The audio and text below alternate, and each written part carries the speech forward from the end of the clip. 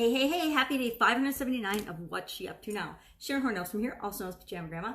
Not in my pajamas today, actually dressed and raring to go. Let's talk about limits. I just did a little piece on the straw that broke the camel's back, and that reminded me of limits. We all have limits. Limits in what we're personally capable of, limits in what we can do with our businesses and with our lives and what it is that we want to do and what it is we're here to show up and do in the world. Now, limits, like anything else, are expandable. What we're capable of can always change, can always grow, can always expand, can always be bigger, can always be more.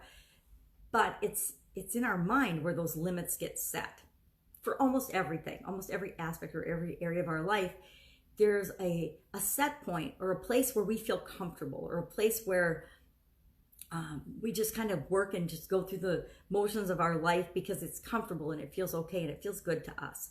But each of us is capable of changing those limits or expanding and making those limits broader and higher if we so choose. And that's the key point. It's if we notice that we're in a limited, or we're limiting ourselves in any area of our life. We can limit ourselves in our relationships. We can limit ourselves in our health. We can limit ourselves in what we're willing to try, how confident we are. Every feeling that we feel, we have a set point for.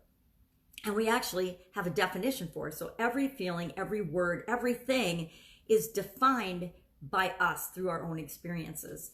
And limits are no different than that. Now, we can figure out what our limits are naturally by pushing the envelope and testing them. I don't know about you, but I like to treat myself as my own science experiment.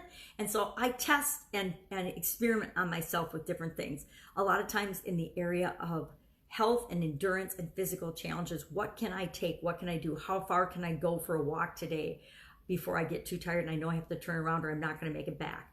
How much of something can I do? How many repeated actions can I do of something before I get to the point where, yeah, that's enough, I can't do anymore? I like to do those kinds of things. And we all have aspects of our life that we're willing to test, and we're willing to push the limits, and we're willing to grow personally in. And then we have other areas of our life where we're not willing to push those limits, and we're not willing to put ourselves out there and test the waters, so to speak, to find out what we are capable of. Some people will never step outside their comfort zone, no matter what. They have found this circle of comfort, and they will stay within that comfort zone no matter what. They won't go to different restaurants. They won't change their routine. They won't do anything because they're comfortable, and nothing is more important to them than their comfort. And then there's others who love to test the waters, love to stretch their comfort zone, love to do things that make them feel a little nervous and uncomfortable because they want to grow.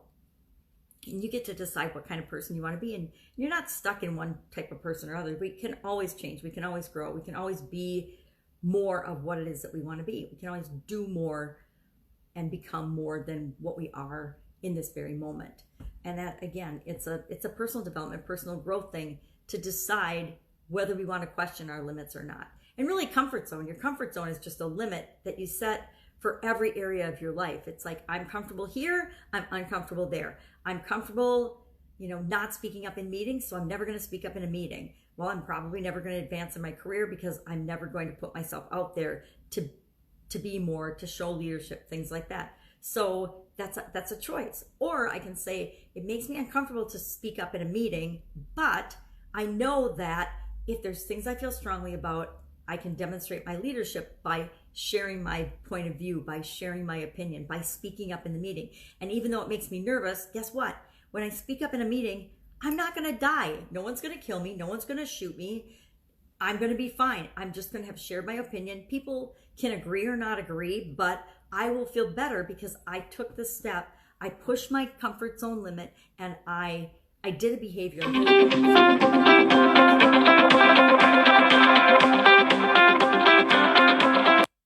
about that. When I do videos later, I get interrupted with phone calls. It's inevitable. So we're talking about limits. Do you know your limits in different areas and aspects of your life? Do you know, and it doesn't have to be details, but key areas of your life. Do you know your limits with respect to things that you're afraid of. I know mine. I'm afraid to death of snakes. I'm going to not go places where I might find snakes, because my limit is they freak me out. Anything that moves that fast without legs, I don't want to see it. I don't want to be around it. I don't really see any need to like snakes, so I'm just going to stay away from them. Do you know your limits with respect to other fears that you might have? How do you feel about things that most people are afraid of? Things like death, things like public speaking, things like stepping out of your comfort zone with respect to interacting with other people. Some people are very introverted, some people are very extroverted. And, you know, I hate labels because they box us into being a certain way that we don't necessarily have to be. So how do you feel about the limits of your finances? Do you know that each of us has a financial comfort set point, and in order to change that, we have to consciously decide that we're going to go for more. And until we change that set point, we will stay at a certain level, plus or minus like maybe $5,000 a year that we will allow ourselves to earn, unless we change that set point. We have a health set point. We have a weight set point. Each one of us has this is how much it's tolerable for me to weigh, or this is what it's tolerable for me to look like with respect to appearance. I'll give you a really interesting, silly example. I am at the limit of how long my hair can be without it driving me crazy. So tomorrow I am actually getting my hair cut because I've reached the set point of my hair's too long, it's driving me crazy, I can't do anything with it. So we all have set points for everything like that in our lives. And most of the time, we don't need to think about them. We just click along normally and it doesn't matter. But there's some things we need to pay attention to, or they will scream and get our attention and they will shut us down. That's where the straw that breaks the camel's back expression comes from. We can only take so much in certain areas of our life before we'll do a hard stop. We can only take so much drama in our relationships before we say, I choose not to participate with you, whoever the individual is, because it's not good for me. It's too much drama. It's too many headaches. It's just not worth it.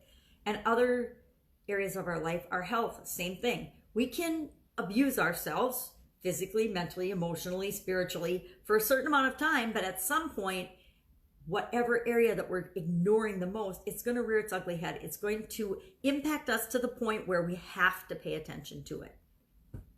So, curious, and I guess this has nothing to do with my business and what I'm working on today. It just has to do with how much each of us can take and what our limits are. Know your limits, and know that if you respect your limits, there's always a way to get whatever it is that you want to get done within your limits and actually comfortably. You can ask for help. You can find resources. You can find, nowadays, there's so many tools and things and gadgets that can help us do anything that we want.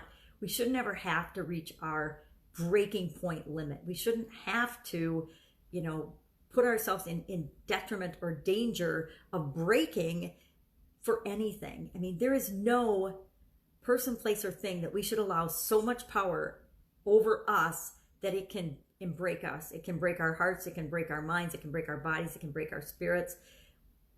And that's up to us. And we do it all the time. I'm guilty of it. We do let other people negatively influence us. We do let other people judge us. And as much as we steel ourselves against it, it does hurt our feelings. It hurts our feelings when people give us negative feedback.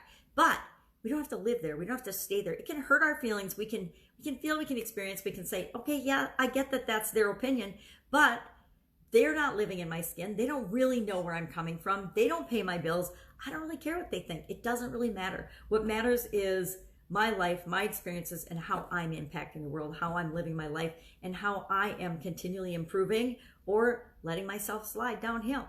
And that's also up to us.